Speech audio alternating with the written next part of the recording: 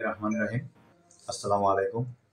আমি আপনাদের এই সাংবাদিক ভাইদের প্রশ্নের আলোকে আমি আপনাদেরকে জানাইতেছি যে আমরা এই কয়েকদিন একটা বিশেষ পরিস্থিতি অতিক্রান্ত করে এসেছি।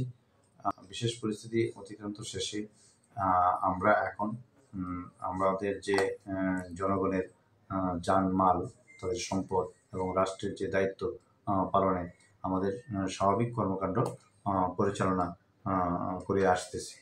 তো আজকে থেকে আমরা স্বাভাবিক কর্মকাণ্ড করতেছি। তো আমি বলবো যে এই কর্মকাণ্ড, আমাদের পুলিশের কর্মকাণ্ড, এটা জনগণের জন্য, আমাদের জনগণের কাছে আমরা জনগণের যে সেবা, আমরা সেটা পৌঁছে দিতে চাই। আমরা জনগণেরই সেবা করতে চাই।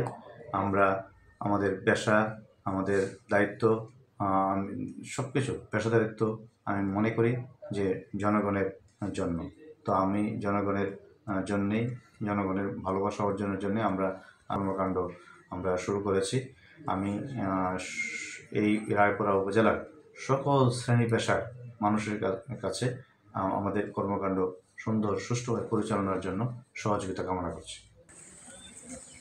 সুপ্রিয় দর্শক, আমরা দেখতে পাচ্ছি রায়পুরা থানা পুলিশ ইতিমাঝে দীর্ঘদিন পরে কাজে